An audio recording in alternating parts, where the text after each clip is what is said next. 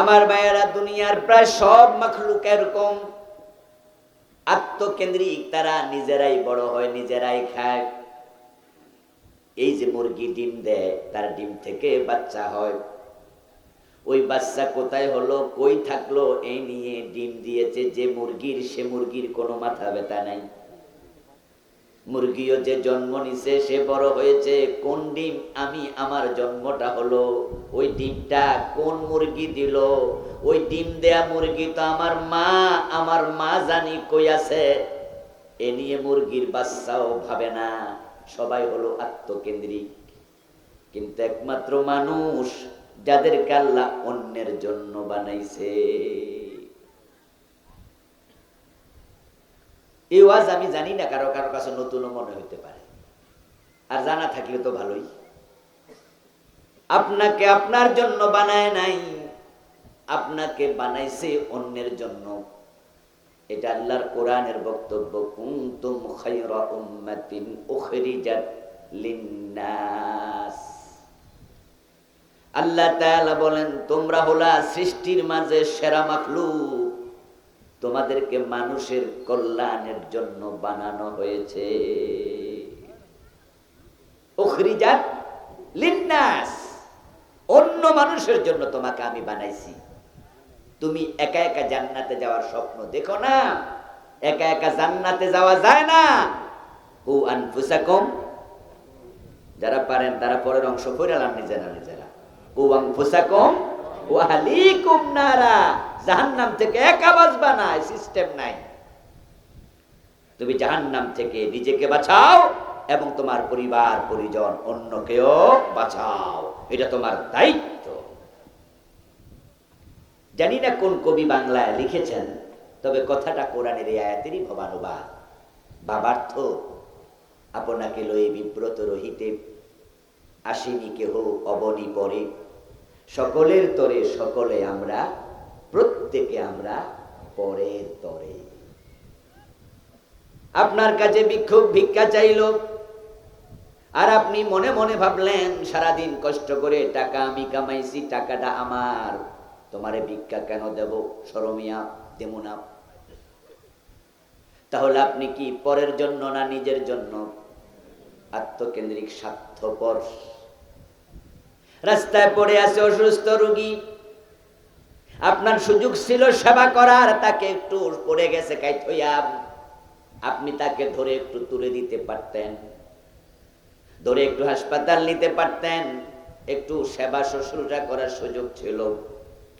কিন্তু কে কাইত হয়ে পড়লো, কে পানিতে ডুবে মরলো, কার বাড়িতে আগুন লাগলো, তা নিয়ে আপনার কোনো মাথা ব্যথাই নাই।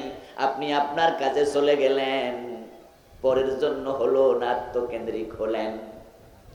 এই যে আপনি স্বার্থপর হলেন, এটা আল্লাহর সৃষ্টির উদ্দেশ্যের সাথে একবারে সাংঘর্ষিক হলো। এজন্য হাসরের ময়দানে আল্লাহ আপনাকে বলবে, তুমি আমার কাছে কিছুই পাবে না, কারণ তোমারে যে জন্য বানাইছি তুমি সে দায়িত্ব পালন করো নাই। হাসরের দিন বলিবেন, খোদা হে আদম সন্তান, তুমি মোর সেবা করো নাই, যবে সিন রোগে অজ্ঞান। বলিবে মানুষ, হে প্রভু করতার, আমরা কেমনই লইব তোমার পরিচর্যার ভার। বলিবে মানুষ, বলিবেন খোদা দেখনি মানুষ কেঁদেছে রোগের ঘরে, তারি শুশ্রূষা করিলে তুমি সেতায় পাইতে মরে। ছোটকালে কবিতা পড়ছিলাম, সম্ভবত ক্লাস 4-5 দিকে। এই কবিতা পড়ে মনে করেছি কবিরা তো ভাবুক, তারা তো কত কিছুই বলে, হয়তো কোনো কবি লিখেছে। হাসরের দিন বুঝি আল্লাহ বলবে যে আমার সেবা কেন করো নাই। কিন্তু যখন কামিলে বুখারী খতম করতে শুরু করলাম, আমাদের সময় বুখারী খতম হতো, এখনো কোনো কোনো মাদ্রাসায় হয়।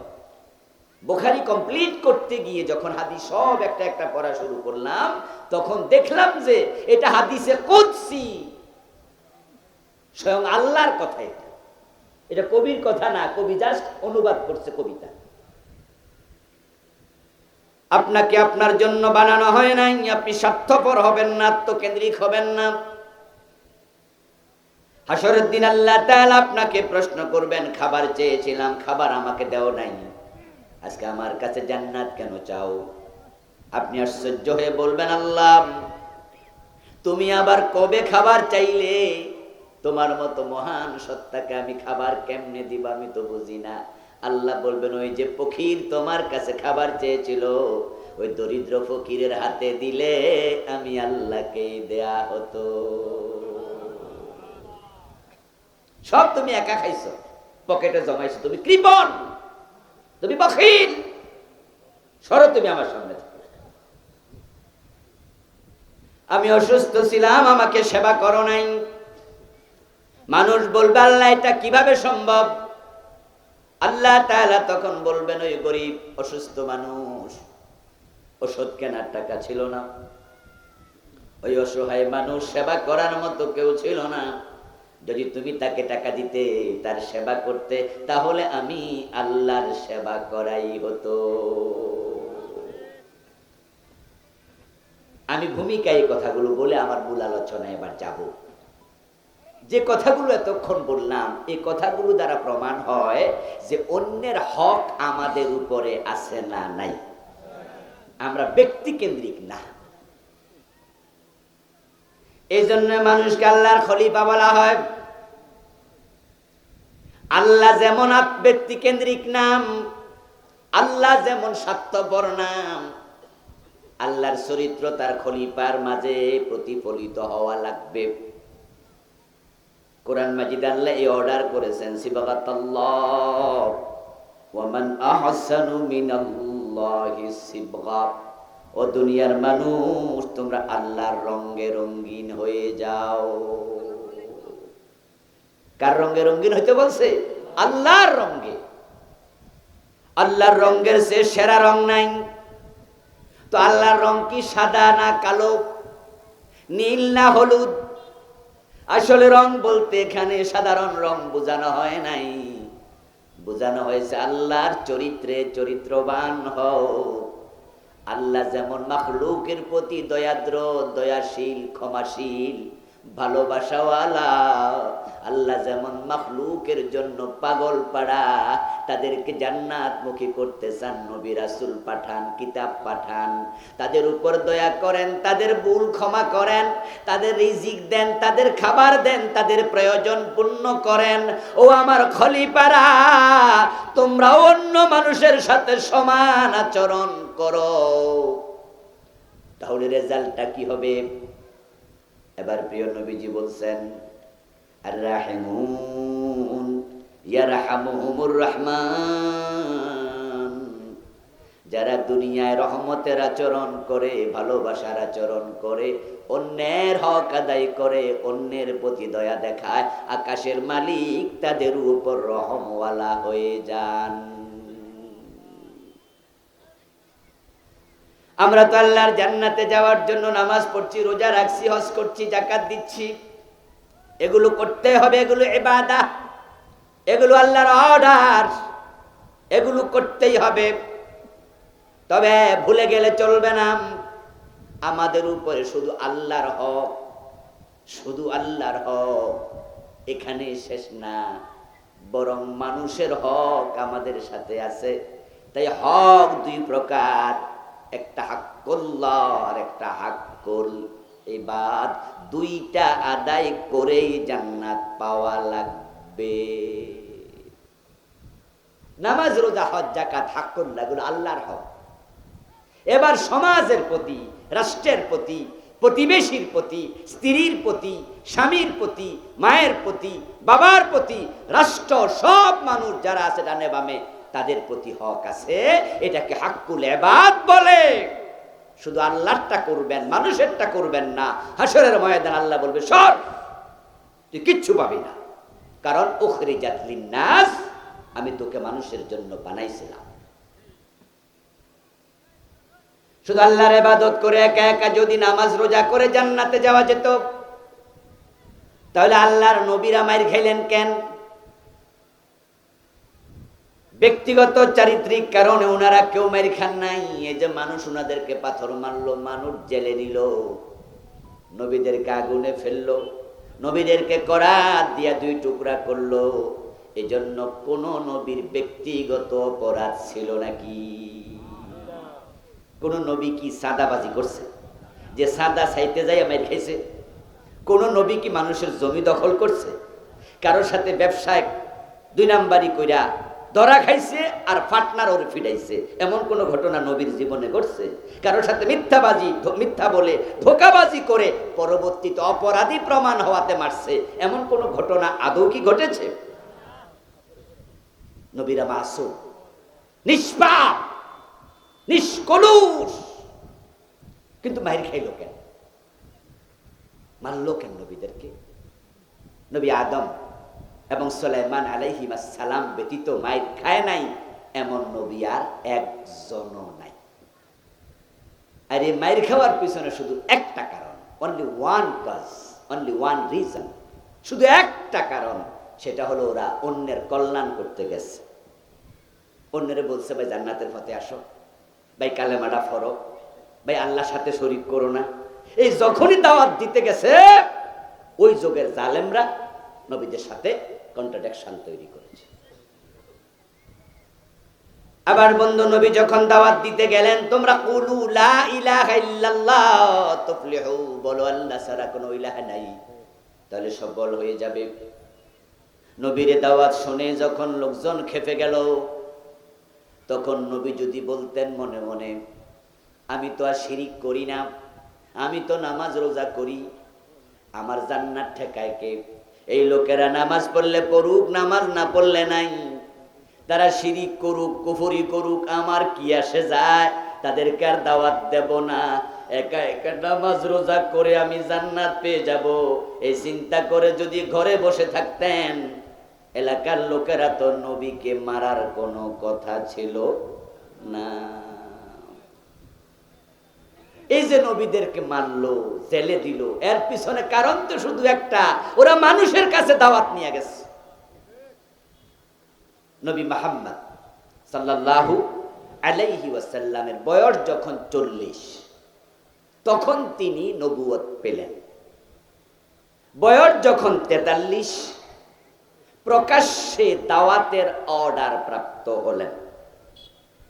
আর 43 বছর বয়সে যখন সাফা পাহাড়ে দাঁড়িয়ে তিনি বললেন, কুলু লা ইলাহা ইল্লাল্লাহ তুফলিহু, তোমরা বলো আল্লাহ ছাড়া ইলাহা নাই, তখনই আপন চাচা পাথর মারল।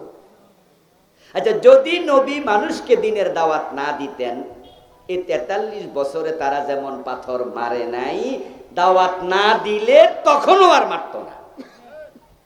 তাহলে পাথর খাওয়া শুরু সেদিন, মানুষকে দাওয়াত দিতে গেলেন সেদিন। কথা কিন্তু বুঝেন? যে মানুষগুলো প্রিয় নবীকে পাথর মারলো আপন চাচা সহ, ওই মানুষগুলো নবীর নাম দিয়েছিল আল আমিন। প্রিয় নবীজিকে তারা নাম ধরে ডাকতো না, মুহাম্মদ নামটা ভুলতে বসেছিল। তারা বলে আস-সাদিক, সত্যবাদী, তারা বলে বিশ্বস্ত, ওই ভালো মানুষ।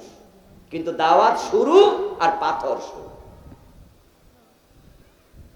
আল্লাহর নবীরা যদি ব্যক্তি কেন্দ্রিক হতেন তাহলে তারা মাইর খেতেন না, কারণ তাদের চরিত্র ছিল 1 ক্লাস 1 নাম্বার চরিত্রের মানুষ। মারবে কেন?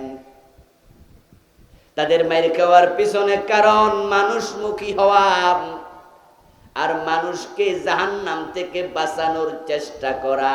এটা নবীর জন্য যেমন ফরজ, এটা সব মানুষের জন্য ফরজ।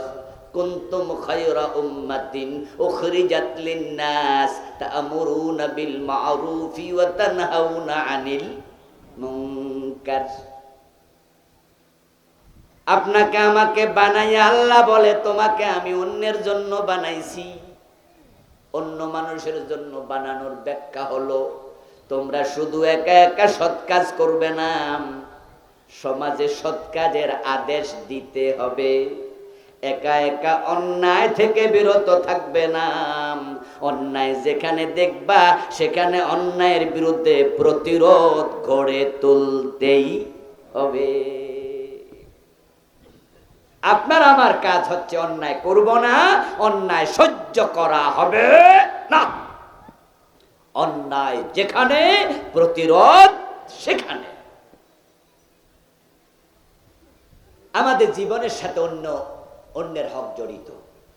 তো আজকে আমার প্রতিপাদ্য আলোচ্য বিষয় হলো, আমরা তো আল্লাহর হক নিয়ে কত ওয়াজে শুনলাম, আজকে আমাদের কিছু ডানে বামের লোক মানুষজন, তাদের হক কি সে প্রসঙ্গেও একটি অংশ নিয়ে কথা বলবো। সব বলা এক মাহফিলে সম্ভব না। আমি বলতে চেয়েছি যে শুধু নামাজ রোজা করে আপনি জান্নাত পাবেন না, আপনাকে মানুষের হক আদায় করতে হবে। মনে রাখবেন, আংশিক জিনিস চলে না, অর্ধেক চলে না। ফজরের নামাজের ফরজ কয় রাকাত? বলেন না, আবার বলেন, কয় রাকাত? আচ্ছা, এক রাকাত যদি ভালো কইরা পড়েন, 15 মিনিট লাগাইয়া সূরা ইয়াসিন দিয়ে পড়লেন, 20-25 মিনিট লাগাইয়া, আর এক রাকাত না পড়া বাড়ি চলে গেলেন, এই এক রাকাতে কি সওয়াব পাওয়া যাবে?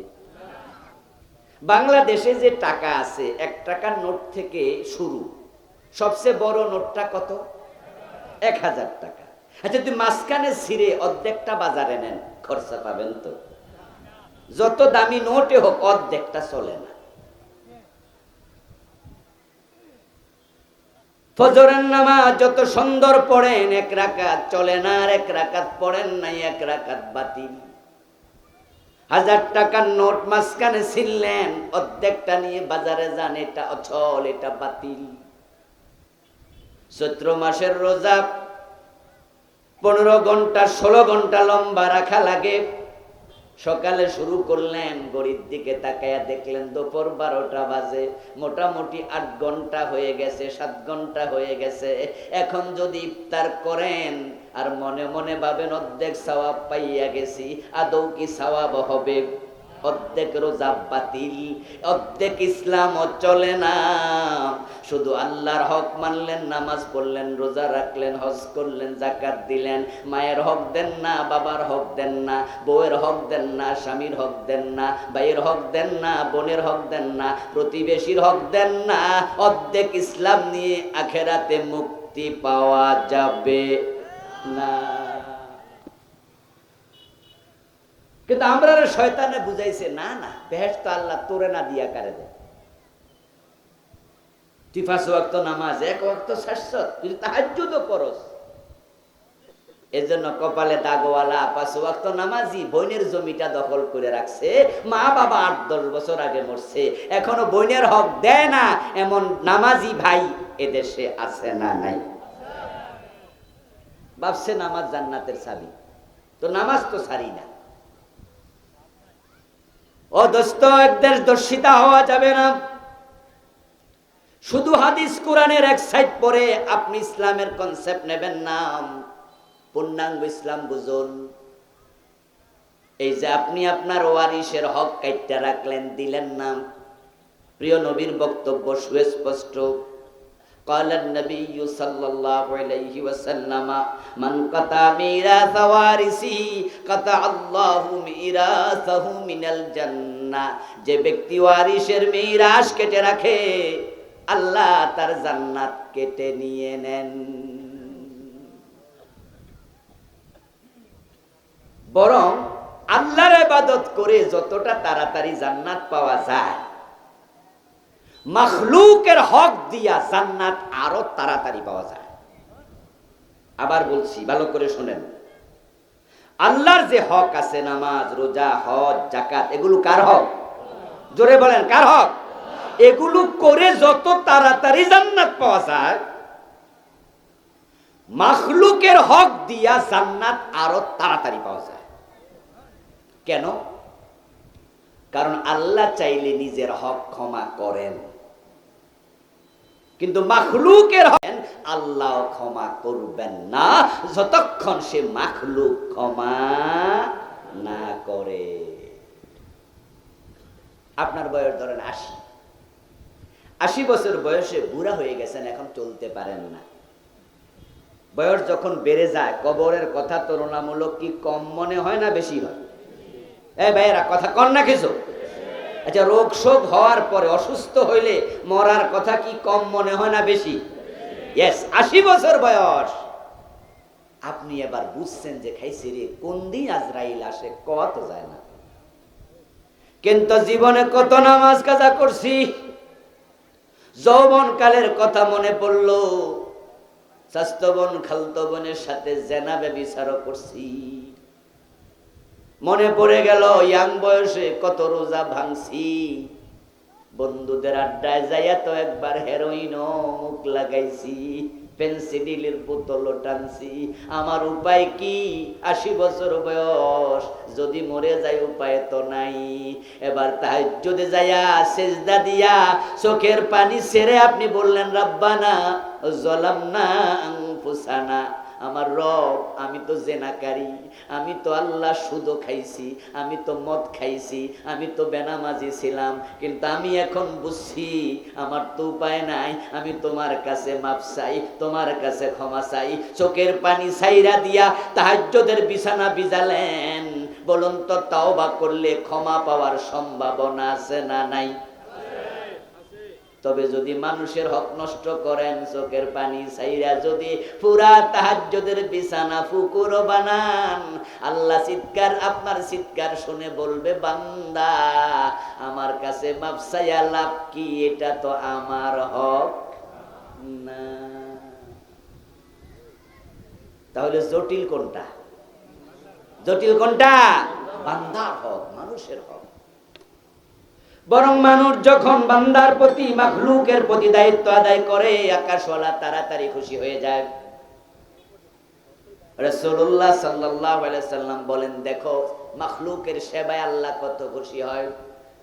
মেরাজের রাতে আমি নবী মুহাম্মদ জান্নাতে ঢুকলাম, দাখালতুল জান্নাহ, আমি জান্নাতে ঢুকেছি।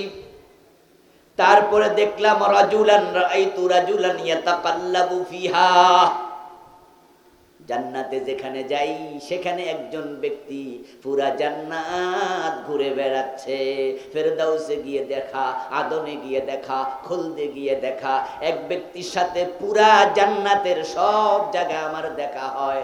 আমি অবাক হলাম, জিব্রিলকে জিজ্ঞাসা করলাম, ও জিব্রিল ভাই আমার, এই লোক কি নেকামল করেছে আল্লাহ পুরা জান্নাত তার জন্য বাড়িত করে দিয়েছে? জিব্রিল বললে, হুজুর আপনি ভাববেন না সে অনেক বড় আমলকারী, বরং দাখালাল জান্নাতা ফি শাজারাতিন কাতাহা আন যাহরিত তরিকি তুজিন্নাস, রাওয়াহুল বুখারী। সহিহ বুখারীর হাদিস শোনাচ্ছি প্রিয় ভাই। রাসূলুল্লাহকে জিবরিল বলেন, এই লোকটা জান্নাত পাওয়ার পিছনে কারণ শুধু একটা, সেটা হলো মানুষের চলাচলের রাস্তায় একটা গাছ ছিল। পথিক রাতের বেলায় ওই মোড়ের গাছটাতে ধাক্কা খাইতো, হোঁচট খাইতো, ব্যথা পাইতো, এটা রাস্তার মোড়ে ছিল।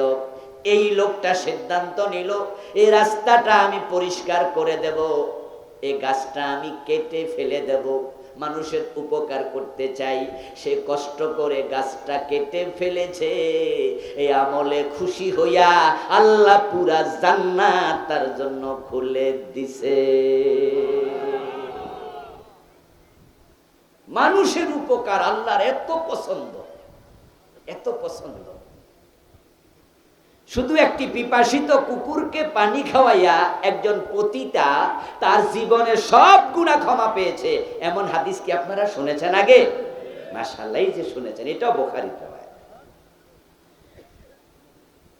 মাখলুকের প্রতি দয়া দেখান, ভালোবাসা দেখান, মানুষের হক দেন। এখন এই জমিনে যত হক মানুষ আমাদের কাছে পাবে,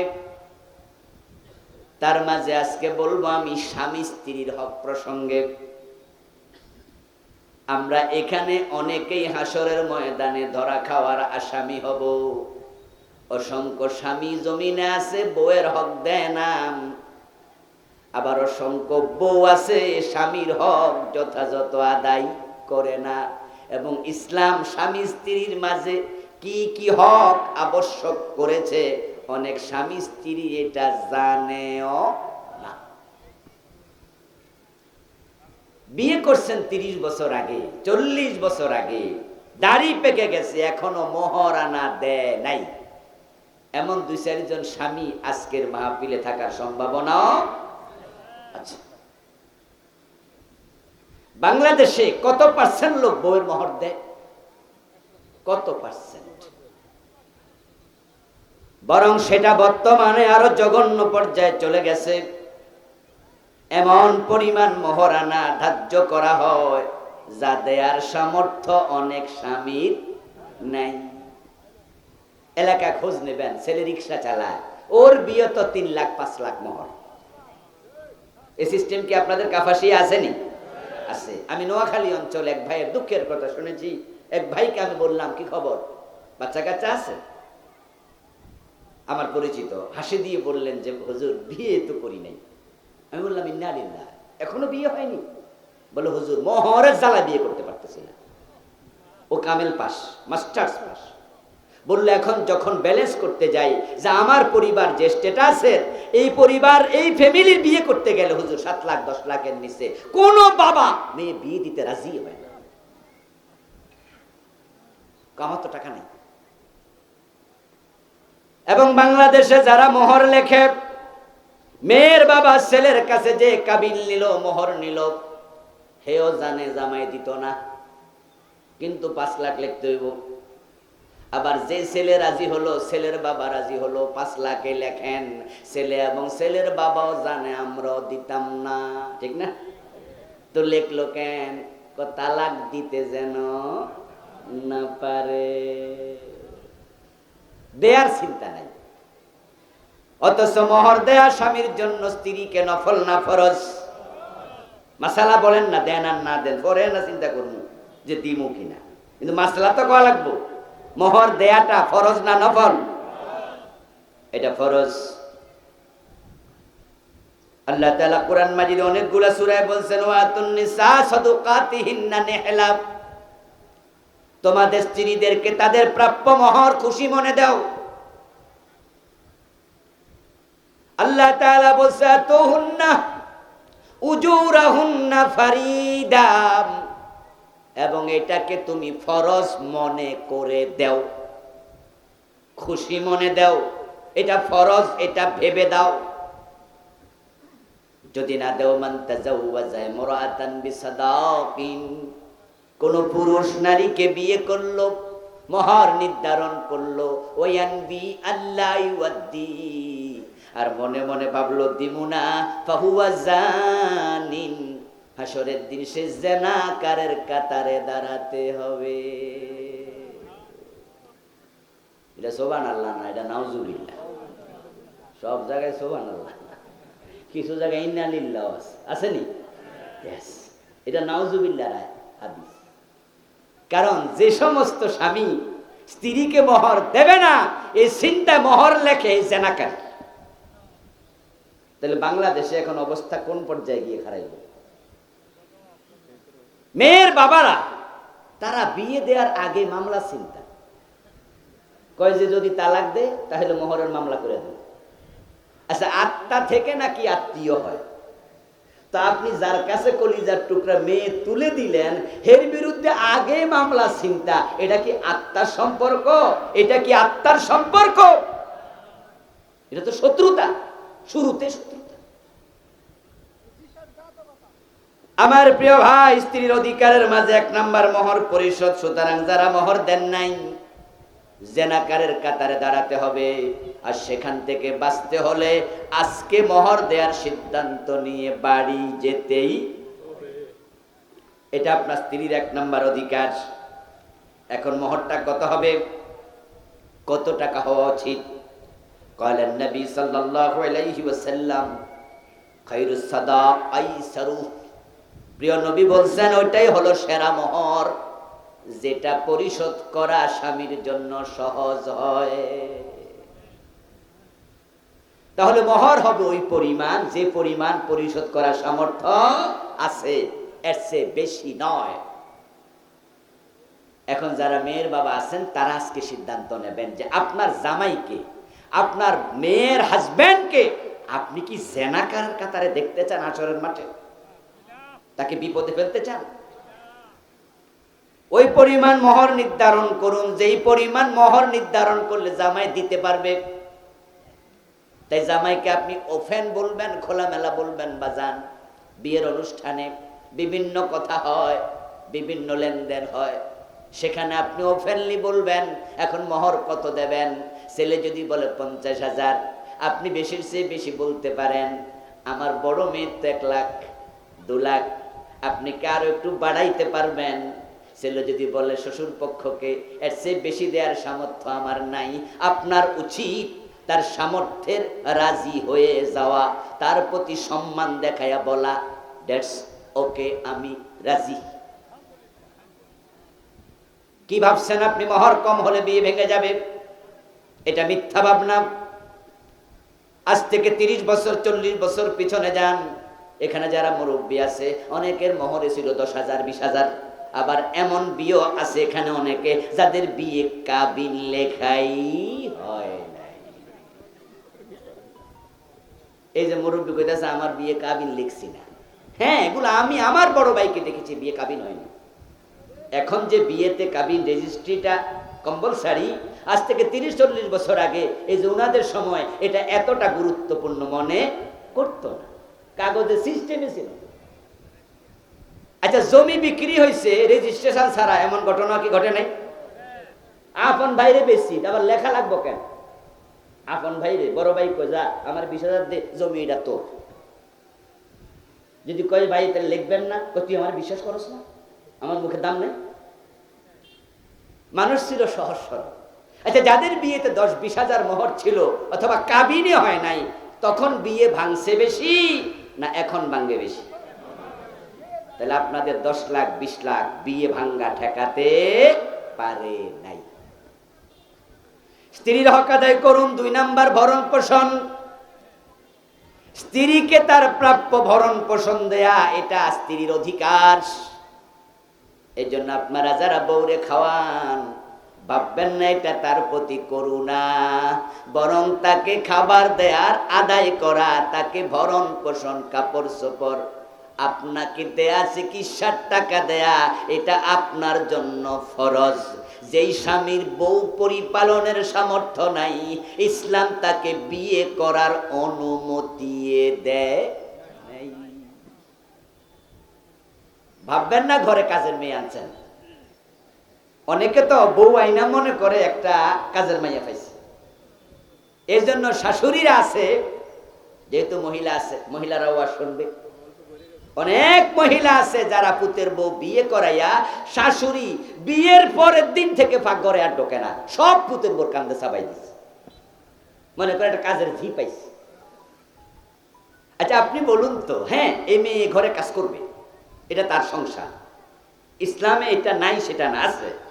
কিন্তু যে মেয়েটা আপনার বাড়িতে আজকে আসলো, গতকালকে আসলো, এই মেয়েটা বড় হলো যেখানে 15 বছর 17 বছর ছিল, যে মাটির সাথে তার নারীর সম্পর্ক, ওখান থেকে 30-50 মাইল দূরে চলে আসলো। তার মনটা কি আদৌ ভালো না একটু কষ্টে আছে?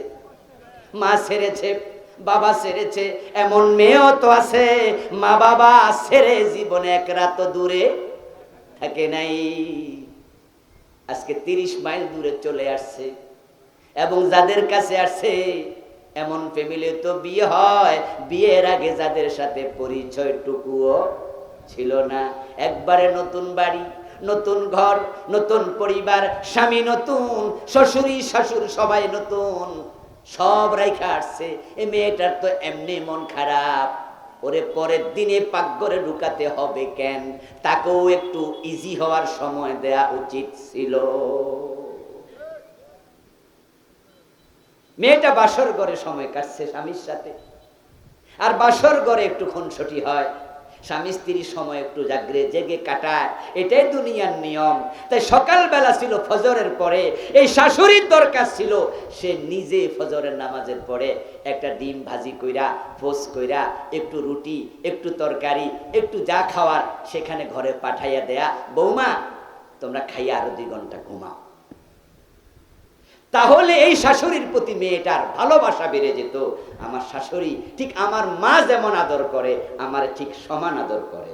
তাহলে মা যে রেখে আসছে, শাশুড়ি পাইয়া কিছুটা ব্যথা ভুলতো, কিন্তু যখন দেখে বাসর ঘরে রাতে ঘুমায় নাই, সময় কাটিয়েছে নির্ঘুম, সকালবেলা শাশুড়ি দরজা নেড়ে কয়, বৌমা এখন কিসের ঘুম? পাকঘরে ঢোকো, তখন মনে করে আমি মনে হয় আজরাইলের হাতে পড়ছি। আমাদের দেশে বৌমাদের সাথে শাশুড়িদের সম্পর্কটা মধুময় হয় কম, অম্ল হয় বেশি, তিক্ত হয় বেশি। এর পিছনে শাশুড়িদের ভূমিকাটাই বেশি, বৌমাদেরও আছে কারো কারো। কারণ শাশুড়িরা বৌমাকে নিজের মেয়ে মনে করে না, কাজের মেয়ে মনে করে অনেকে, অথবা পুতের বউ পর্যন্ত শেষ। কেন আপনি পুত্রবধূ মনে করছেন? আপনি মনে করেন না যে আমার মেয়েটা তো পরের ঘরে চলে যাবে, তাহলে ছেলের মাধ্যমে আমি একটা মেয়ে পেয়েছি। তার কপালে একটা চুমু দেন, তাকে বুকে জড়াইয়া ধরেন। মেয়েটা যখন তার মায়ের কথা মনে করে চোখের কোণে পানি জমবে, আপনি শাশুড়ি নিজের কাপড়ের আঁচল দিয়া তার চোখের পানিটা মুছে দিয়া কপালে একটা চুমু দিয়া বলেন, তোমার মা একজন হারাইছে, আর একজন পাইয়া কি তুমি খুশি না? দেখবেন যে মেয়েটা মুস্কি হাসি দিতে বাধ্য হবে, সম্পর্কে মধুময়তা আসবে। আর স্বামীরাও স্বামীগিরি দেখায়,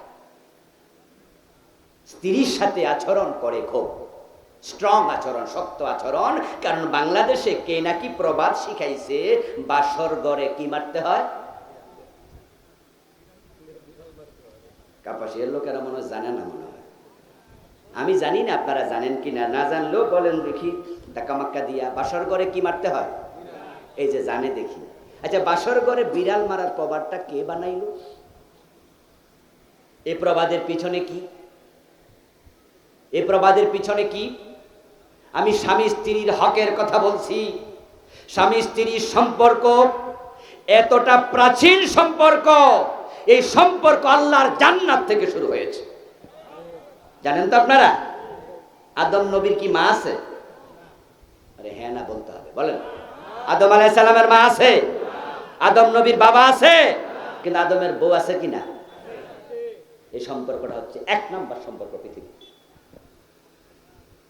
মানুষের পারস্পরিক যে ডিলিংস, রিলেশন, এটা আল্লাহর জান্নাত থেকে শুরু হয়েছে। যেটা ওটা হলো ইয়া আদামুসকুন আনতা ওয়া যাওজুকাল জান্নাহ। আল্লাহ তাআলা হযরত আদম আলাইহিস সালামের দেহের বাম পাজরের হাড্ডি থেকে মা হাওয়াকে বানালেন।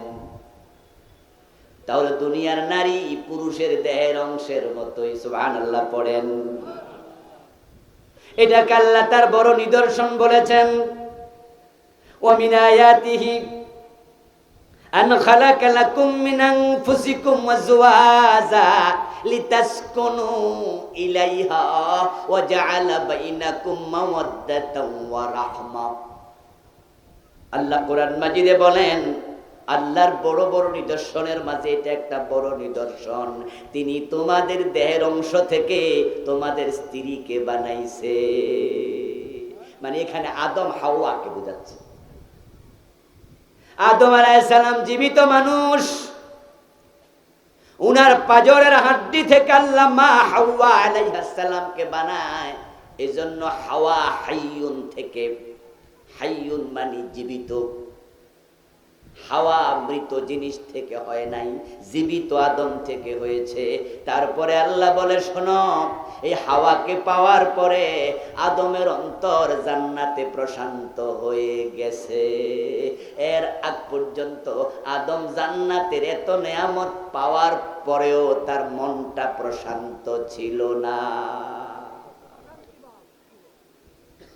জান্নাতে নেয়ামতের অভাব নাই, অবারিত নেয়ামত।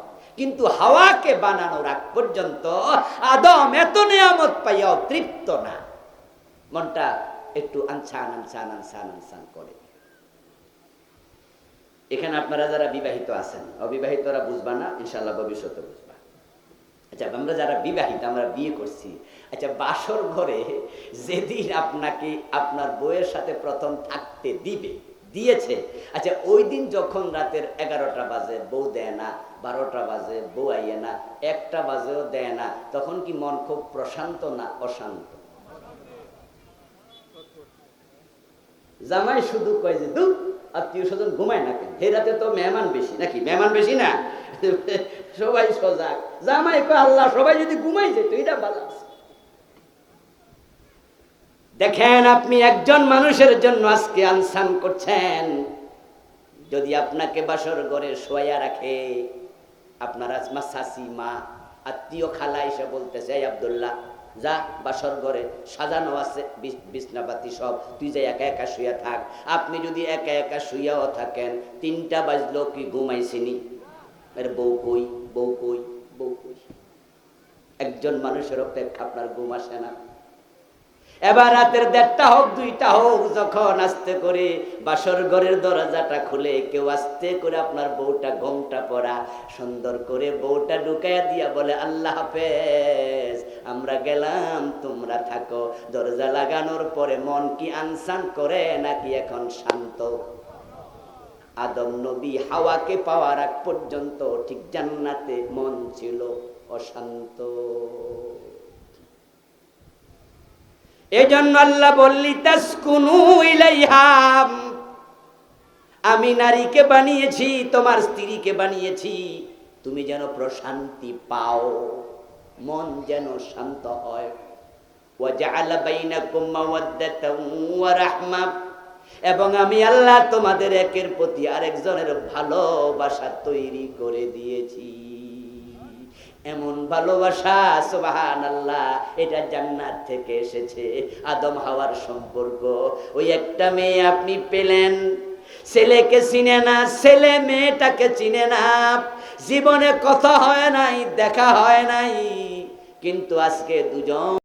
পরদিন যদি স্বামী তার স্ত্রীকে বলে আমি আগামী দিন তোমাকে নিয়ে আমেরিকা চলে যেতে চাই, মেয়ে বলে তোমার সাথে যেতে আমার কোনো আপত্তি নাই। এবং ঠিক এই মেয়েটা তার স্বামীকে নিয়ে যখন হানিমুনে রওনা দেয়, যাচ্ছে ব্যাংককে, যাচ্ছে কক্সবাজারে, গাড়ির সিটে বসায়া দিছে জানালার পাশে, স্বামী বসছে এই পাশে, যেন পর পুরুষের গায়ে ধাক্কা বউ না খায়। তাই সেফ জোনে বসাইয়া তারপরে স্বামী আবার বসে বসে মোবাইল টিপতেছে। আধা ঘন্টা স্বামী মোবাইল টিপতেছে অথবা কথা কইতেছে, এর ফাঁকে দেখবে এই পাশে বসা মেয়েটা স্বামীর কান্দে মাথা রাইকা নাক ডাইকা ঘুমাচ্ছে। যেই ছেলেকে কালকে মাত্র চিনল, আজকে তার পাশে বসে নাক ঢেকে ঘুমানো প্রমাণ করে তার উপর 100% আস্থা আছে, আমি সে থাকতে আমার কোনো ক্ষতি হতে দেবে না। যে নারীর সাথে আদমের প্রথম সম্পর্ক সে তার স্ত্রী, মা নাই বাবা নাই। তাহলে দুনিয়াতে মানুষের সাথে মানুষের প্রথম সম্পর্ক হলো স্বামী স্ত্রীর সম্পর্ক, যেটা জান্নাতে শুরু হয়েছে। এখন যেই নারীকে আপনি পেলেন, তার হকগুলো যদি না দেন, আপনি কতটা নিমক হারাম। আপনি আল্লাহকে সাক্ষী রেখে তাকে বিয়ে করলেন, সাদাকা তার মোহর দেবেন কিন্তু দিলেন না, তার ভরণ পোষণ দেবেন কিন্তু আপনি সেখানে গাফলতি করলেন। তার 3 নাম্বার হক, তাকে থাকার জন্য আলাদা একটা রুম দিতেই হবে। এই হকে বাংলাদেশের যৌথ ফ্যামিলিগুলো অনেক গাফেল। মনে রাখবেন, আপনার সন্তানকে ততক্ষণ পর্যন্ত বিয়ে করাবেন না, যুবকেরা ততক্ষণ বিয়ে করবা না যতক্ষণ তোমার স্ত্রীর জন্য আলাদা থাকার রুমের ব্যবস্থা করতে পারবা না। তার প্রাইভেসি, তার পর্দার জন্য আলাদা রুম দিতেই হবে। একই ঘরে ভাসুর, একই ঘরে দেবর, একই ঘরে শ্বশুর, একই ঘরে চাচা শ্বশুর, একই ঘরে 12 জন 13 জন থাকে। এই মেয়েটা আলাদা রুম না পাওয়ার কারণে সে ভাসমান থাকে। রাতে ঘুমানোর জন্য একটা চকি আছে, কিন্তু দিনে আলাদা থাকতে পারবে না, সবাই মিলে থাকছে। বেপর্দা, বেপর্দা, দেবরের সাথে পর্দা নাই, বাসুরের সাথে পর্দা নাই, এমন পরিবার কাপাসিয়া আছে কি? দেবরের সাথে পর্দা করা নফল না ফরজ? বরং প্রিয় নবীজি সাল্লাল্লাহু আলাইহি ওয়াসাল্লামকে দেবরের ব্যাপারে প্রশ্ন করা হয়েছিল। আল্লাহর নবী বলছেন আল হামু ওয়াল মাউত, দেবর হলো মৃত্যু তুল্য। অন্য মানুষের পর্দা যতটা না শক্ত, ভাবির সাথে দেবরের পর্দা আরো বেশি শক্ত। দেবর আজরাইল মৃত্যু দেখলে, আজরাইল মালাকুল মউত দেখলে আমরা যেমন পালাবো, আমরা আজরাইলের নাম শুনলে ভয় পেয়ে যাই, রাসূল বলছে দেবর ঠিক তাই। কিন্তু যৌথ ফ্যামিলিগুলোতে দেবরের সাথে পর্দা হয় সবচেয়ে কম, যার কারণে যত জেনা ব্যভিচার হয় অনেক জায়গায় দেবরের সাথে বেশি হয়। বিশেষ করে যাদের স্বামী বিদেশ চলে যায়, দেবর শব্দটাই ভালো শব্দ নয়। দেবর, দে মানি দ্বিতীয়, বর মানি স্বামী, তো দেবর অর্থ কি? লা হাওলা ওয়ালা কুওয়াতা ইল্লা বিল্লাহ। মানুষের স্বামী কয়জন? এই ভাইয়েরা কথা কন, স্বামী কয়জন?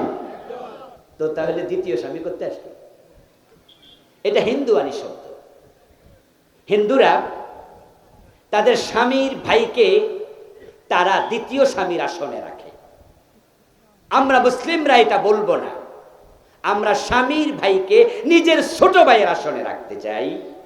তবে শরীয়ত পর্দা ফরজ করেছে, তাই পর্দার বিধানও মাথায় রাখতে হবে।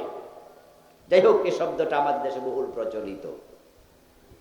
স্বামী যখন বিদেশ চলে যায়, তখন এই বউ তার দেবরকে নিয়ে বাবার বাড়িতে বেড়াতে যায়, এক রিকশায় বসে। এমন ঘটনাও আছে। শুধু বেড়াতে যায় না, বাজার করতে যায়।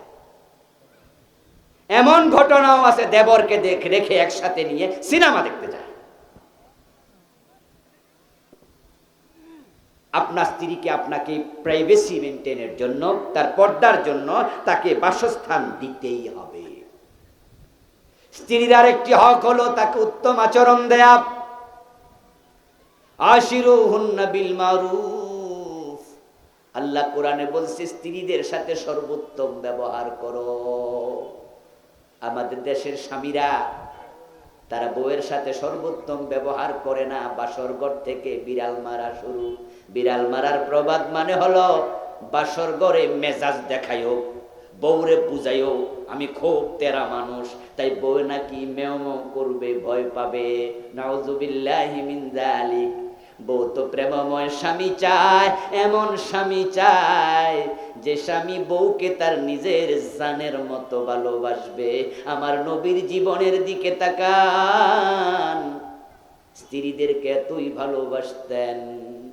মা আয়েশা বলেন, আমি যখন হাড্ডি চাবাতাম, হাড্ডি চুষে যখন রেখে দিতাম, মাঝে মাঝে দেখলাম আল্লাহ রাসূল সেই হাড্ডি মুখে তুলে আবার চুষতেছেন।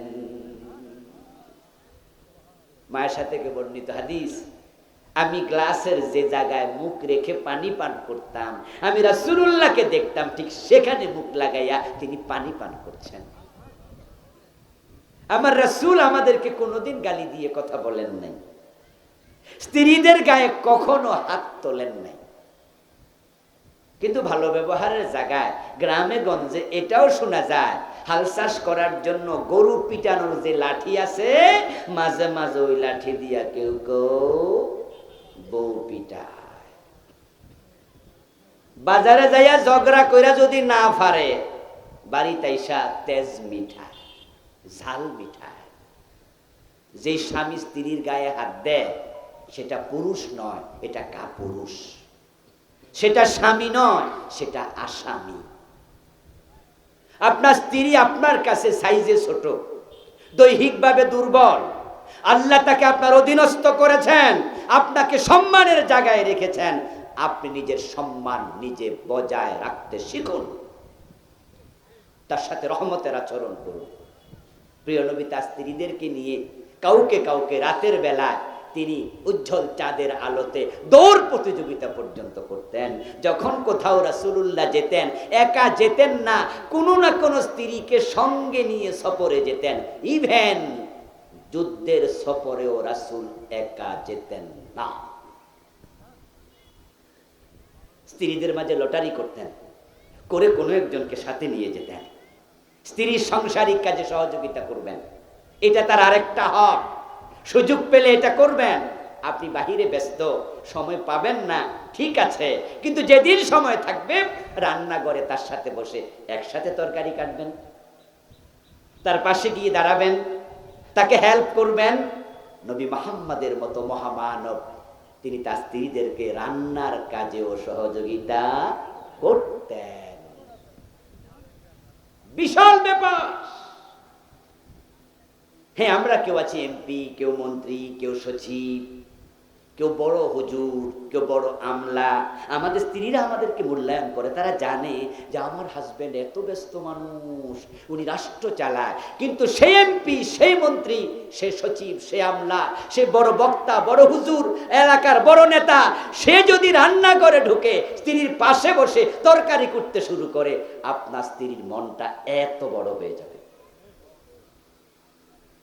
ভালোবাসা টাকা দিয়ে কিনা যায় না, এটা বাজারে বিক্রি হয় না, এটা মন থেকে তৈরি হয়। ভালোবাসা পেতে হলে ভালোবাসার আচরণ শিখতে হবে। সময় তো হেল্প করবে না, কথা তো অনেক। স্ত্রীকে গালিগালাজ করবেন না। স্ত্রীকে গালি দেয়া নিকৃষ্ট কাজ। সে আপনার সন্তানের মা, তার আত্মসম্মান নষ্ট করবেন না। যদি কোনো অন্যায় করে ফেলে সন্তানের সামনে শাসন করবেন না। আল্লাহ আমাদের তৌফিক দেন, বলেন আমিন। কারণ তাকে যখন আপনি সন্তানের সামনে বকা দিলেন, শাসন করলেন, তার খুব লাগে, সেও মানুষ। সে তখন বোঝে যে আমার সন্তানের সামনে উনি আমাকে হেয় করলো, ছোট করলো। আর যদি সন্তানের সামনে থাপ্পড় দেন, গায়ে হাত দেন, তাহলে যেন তার কাছে মৃত্যুর মতো কষ্টের হয়। সে খুব অসহায় ফিল করে, খুব কষ্ট পায়। আপনি কি ভাবছেন আপনার স্ত্রীর মনের বদদোয়া কি কবুল হবে না? শুধু সব বদদোয়া আপনারই কবুল হয়? এই জন্য স্ত্রীর গায়ে হাত দেবেন না, সন্তানের সামনে শাসন করবেন না। স্ত্রী যদি কখনো রেগে যায়, ধৈর্য ধারণ করবেন। হ্যাঁ, এখানে আমরা ফেল করি। আমরা প্রত্যাশা করি আমি যদি রেগে যাই তাহলে সে কেন চুপ থাকলো না। মাঝে মাঝে এমন হয় যে আপনি তার কোনো অন্যায় রেগেছেন, কিন্তু সে চুপ থাকিনি, একটু মেজাজ দেখাইছে, আর আপনি থাপ্পড় কিল দিলেন, বললেন যে সে চুপ থাকলে তো মারতাম না। আচ্ছা, সে মানুষ, সে কি মাঝে মাঝে রাখতে পারে না? আপনি কেন চুপ থাকতে শিখলেন না? এজন্য আসুন যে আমরা নিজেরাও ধৈর্য শিখি। আরে একটা পরিবারে একজন স্ত্রী যে কি পরিমাণ কষ্ট করে, যদি বউ 2-3 দিন বাবার বাড়ি থাকে আপনি টের পাবেন। আমরা মাঝে মাঝে অনুভব করি যখন স্ত্রী 2-3 দিন থাকে না, তখন বাসা মনে হয় ইন্দুরের বাসা। কাপড় চোপড় এখানে একটা ওখানে একটা পরে আছে এলোমেলো ভাবে। আর রান্না করে খাবেন, সুবহানাল্লাহ, বাজার থেকে 100 টাকার ছোট মাছ নিয়ে আসছেন, এনেই তো বউয়ের হাতে তুলে দিয়ে বলছেন, এই দেখো ভালো করে একটু ঝোল দিও, একটু লবণ মরিচ ঠিক করে দিয়ে রান্না করো, আমি এশারের নামাজ পড়তে যাচ্ছি, এসে কিন্তু খাবো। এই মাছ কাটা যে কি কষ্টের, নিজে একবার কাটটা দেখেন। কই মাছ এমন এক মাছের নাম যেটা কড়াইয়ের মাঝেও লাফ মারে। কি দেখছেন কোনোদিন? রান্না করতে যখন কড়াইতে নেয়, হে মিয়া, কড়াই উল্টো লাভ দেয়। আর ওই কই মাছটা মহিলা ধরেছে, কেটেছে, কাটা সাফ করেছে, গায়ের তার যে পশমগুলো, তার যে খোসাগুলো, এগুলো ছড়াইছে, এত কষ্ট করে রান্না করলো আপনার জন্য, আর আপনি মুখে দিয়ে দিলেন ধমক, এই এত লবণ দিছ কেন? আচ্ছা বলুন তো, সে কি শখ করে লবণ বেশি দিছে? মানুষ হিসাবে কি লবণ বেশি পড়তে পারে না? একটু ঝাল বেশি হয়ে যেতে পারে না? তা আপনি তার যখন দোষ ধরেন, মুখের উপরে বলে দেন যে দূর কি রাঁধছ, তার খুব না কষ্ট লাগে। আরে 1 ঘন্টা লাগাইয়া এত কষ্ট করলাম, আর লোকটা কইল কি? মানুষটা বড় অকৃতজ্ঞ হয়। কারো কারো অকৃতজ্ঞতা সীমা ছেড়ে যায়। অবস্থা দৃষ্টে মনে হয় যেন লোকটা এমন যে তাকে যদি আমি কলিজাটা কেটে ভুনা করে খাওয়াই, তাও সে বলবে লবণ কম হয়েছে, মানে সে খুশি হবে না। স্ত্রীর প্রশংসা করতে শিখুন, তাকে ধন্যবাদ দিতে শিখুন, দাম্পত্য জীবন সুন্দর হবে। এবং স্বামীদের যে অধিকারগুলো আছে স্ত্রীদেরকে সেগুলো আদায় করতে হবে। আজকে যেহেতু সময় নাই, তাই স্বামীদের অধিকার নিয়ে আজকে আর কথা বললাম না। মা বোনদের পক্ষে আজকে ওয়াজ চলে গেছে। ইনশাআল্লাহ সময় সুযোগ যদি আসে তাহলে আমরা স্বামীদের পক্ষেও কিছু ওয়াজ আরেকদিন করব। আল্লাহ তাআলা আমাদের সকলকে পারস্পরিক হক আদায় করে দুনিয়াতে যেভাবে আমরা এক ছাদের নিচে আছি, আল্লাহর জান্নাতে একসাথে থাকার তৌফিক আল্লাহ দান করুন বলি আমিন।